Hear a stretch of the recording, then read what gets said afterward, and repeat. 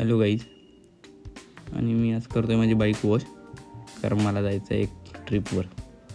जास्त लांब नाही, जवळच आहे. मी विचार केला, मी बाईक घेतल्यापासून कुठे गेलोच नाही आहे. मी बाईक घेतलीच का, तर तिथे युटिलाइजच नाही होत आहे माझ्याकडून.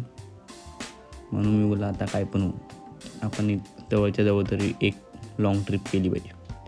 पण त्या अगोदर गाडी पण साफ केली पाहिजे ना. म्हणून मला पहिले मस्तपैकी वॉशिंग करून घेऊ आणि मग निघूया. आणि त्या अगोदर मला चेन पण क्लीन करायची आहे माझ्या बाईकची. तर तुम्ही साऊंड ऐका, साफ वगैरे झाला आहे गाडी.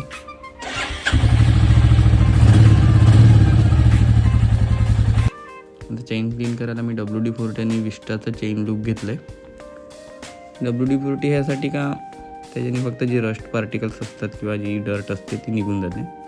तर थोडा वेळ मारून गाडी सोडून द्यायची आणि मग आपलं चेन क्लीन करायची.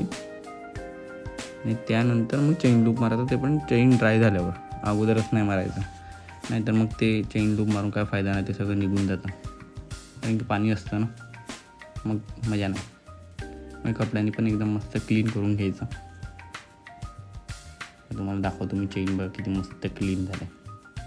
त्यावर मग चांगलं असतं, गिअर शिफ्टिंगला पण प्रॉब्लेम येत नाही आणि गाडी पण एकदम स्मूथ चालते.